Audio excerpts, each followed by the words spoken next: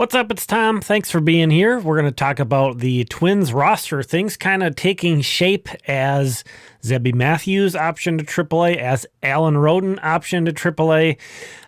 No huge shocks or anything. There were some position battles going on, but here's kind of an overview of the recent transactions. Liam Hendriks and Andrew Chafin were granted their release, so they are out of the bullpen picture. In the rotation, again, Zebby Matthews optioned. On the bench, Alan Roden and actually Eric Weggeman and Ryan Kreidler were optioned as well. So let's kind of run through the projected 26-man roster here.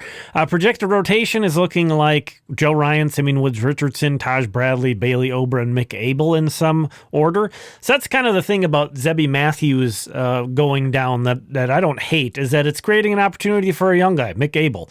And it's not like Zebby's had a ton of success in the majors, so he's got stuff to work on. So that's one that doesn't really bother me at all. And having Zebby waiting in the wings down in AAA is a nice situation to be in. The projected bullpen, I'm going to put an asterisk next to this one because, I mean, gosh, it just would make all the sense in the world for the Twins to make a trade to upgrade this group. And maybe it's not a massive upgrade or anything. Maybe they could claim a guy off waivers. There's a lot of ways they could improve this picture. But I have Rogers, Sands, Banda, got to get used to that one. Funderburk, Topa, Orzi, and then my last two I'm guessing right now are Zach Kent, who's a guy the Twins, I think, claimed off waivers and has big league experience, and then Cody Lawyerson, a guy the Twins put on waivers. They DFA'd him, and he got claimed by the Angels, and then they did the same thing, and the Twins claimed him back. He's had a great spring. Editing Tom here. Just wanted to call out that Dan Altavilla is still very much in this bullpen picture. May really have the leg up on Cody Lawyerson, given his MLB experience. A guy who's pitched 152 career MLB games, mostly with the Mariners.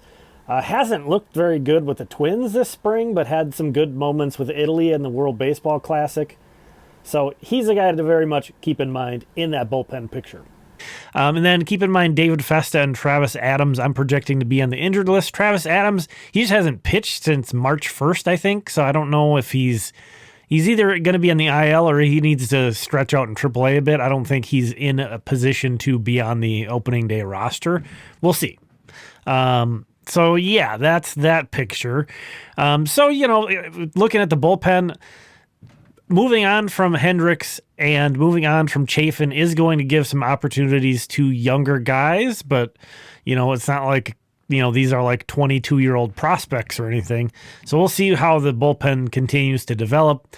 As far as the lineup, I'm just going to put this as the projected primary defense because we know in 2026, guys are going to move around a ton. Lineups are going to be fluid. There's going to be lots of platooning, but these are the guys I'm penciling in right now. I would say, maybe Josh Bell doesn't play a ton of first base, and maybe Austin Martin isn't the primary left fielder. I think there's going to be a lot of guys playing left, but these are guys who are looking like they are projected to be on the roster. Martin missed some time, I think, with a concussion, but he came back and is playing again. Projected bench, Victor Caratini, who, in addition to being the backup catcher, may play some first base and even DH some. Cody Clemens, probably sticking with the infield considering how crowded the outfield is, but who knows? May play some left field again. James Outman, who is out of options and they traded for and they seem hell-bent on keeping, whatever. Nothing against James Outman, but he just doesn't make any sense on this roster. Tristan Gray is the guy I'm giving the tiebreaker to at shortstop, but it could be Orlando Arcia, so that's one that's still up in the air. Ryan Kreidler being optioned gives at least a piece of clarity to that. It was a 3-man race, and now it's down to 2. And then catcher Alex Jackson, I'm guessing he either gets traded or DFA'd. There's really no way to squeeze in he and Victor Caratini into this bench. That's all kind of the major league picture, but Alan Roden and being sent down in particular, that one rubs me the wrong way, because James Outman's there. That's, again, I would much prefer Alan Roden. Trevor Larnach, I just don't think Trevor Larnach it's kind of like with Outman too. It's not like I can't see any value in those guys. They just don't make sense in this roster build. And with everything else they did. So you go out and you acquire Alan Roden, and then you can't even have him be a bench guy. And he had a good spring too. So that's what I'm pretty annoyed with. Not that Alan Roden's like some future all-star or something, but he has great AAA numbers too. So it's not like you look at him and he's 26. So it's not like you look at Alan Roden and are like, well, he could use some more time in AAA. And then you have this situation. So we talked about the big club. Take a look at the Saints outfield, first base, and DH picture. So that's 5 positions that we have. Alan Roden, Walker Jenkins, Emmanuel Rodriguez, Gabriel Gonzalez, Eric Wagaman, Kyler Fedko, Ryan Kreidler, Kalai Rosario, Henry Mendez, and Aaron Sabato are all in that picture between those 5 positions. And much like the big league, some of these guys are going to rotate around, but you want Jenkins, Rodriguez, and Gonzalez playing basically every day. And maybe Kreidler only plays infield. Again, he was in that battle for shortstop. Also plays center field. He made some good plays out there too. I mean, with this picture being the case, I think he's going to have to basically stick to infield. And then, I mean, Kalai Rosario and Henry Mendez, with this being the case, are probably going to have to start back in Double-A. That's not the worst thing in the world, but those guys should be moving up to Triple-A. And then Aaron Sabato, he probably is going to get released with this being the case. They don't need another first baseman in this picture. You know, Wagaman's the only like rock solid guy first baseman, but Fedko has played some first. Gonzalez is playing some first now. We'll see how that goes. So Mendez is playing some first as well if you wanted to put him on the Saints. So this, again, like looking at the bullpen picture and then looking at the Twins outfield picture and then also looking at the Saints picture, it is so obvious the Twins should do almost whatever they can to trade an outfielder to get a reliever. Usually that wouldn't be a good, they might lose that trade in value. And that's maybe why they haven't done something like that yet, is they're looking at some of their trade options and saying, well, Trevor Larnach's more valuable than that, or James Outman's more valuable than that, and resisting trading those guys in a trade that they would lose in terms of value.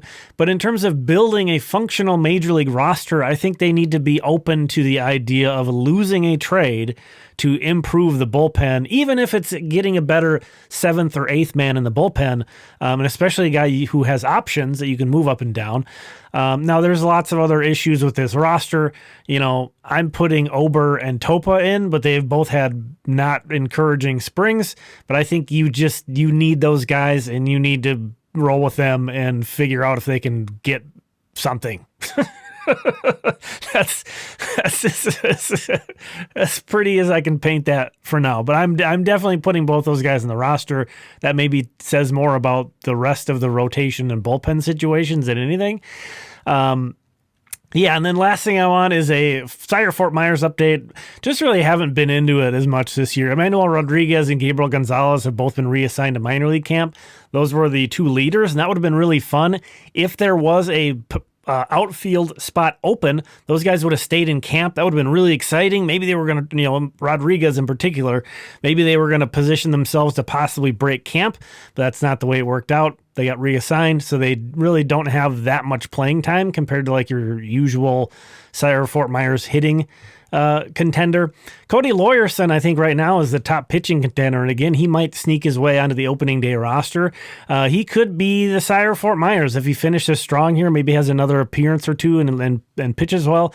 Matt Bowman, a former Twin, was with the Twins for a minute in, I think, 2024 or 2023. He was building a good resume. He was pitching really well, but he opted out of his deal to become a free agent. So editing time here once again. Just wanted to clarify that, Matt Bowman could always re-sign with the Twins. This may be his way of sort of forcing their hand and saying, I'm not going to AAA, basically. You got to sign me to a major league deal, put me on the roster. And that might happen as well. I mentioned Altavilla very much in this picture. Maybe Matt Bowman, maybe those are the last 2 guys in the bullpen right now, he and Matt Bowman. But Matt Bowman, 7 1/3 shutout, well, no earned runs. He gave up an unearned run. 7 1/3 innings, 0 earned runs, 7 strikeouts. He has 231 career MLB games, mostly with the Cardinals, a guy who's been a pretty good ground ball pitcher in the past as well. So, this picture is very much developing. In addition to the potential of them making trades, both Altavilla and Bowman could re-enter the picture.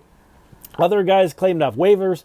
Other guys similar to Bowman's situation who are on non-roster invitees with opt-outs, maybe looking for some other opportunities. So there's definitely going to be a lot of opportunity for the Twins to alter this bullpen situation. Anyway, just wanted to relay some spring training news. Reminder that Limestone Pipeline on Patreon, we cover a lot of prospect stuff there. I've also got a zine out on my Ko-fi shop, so check that out.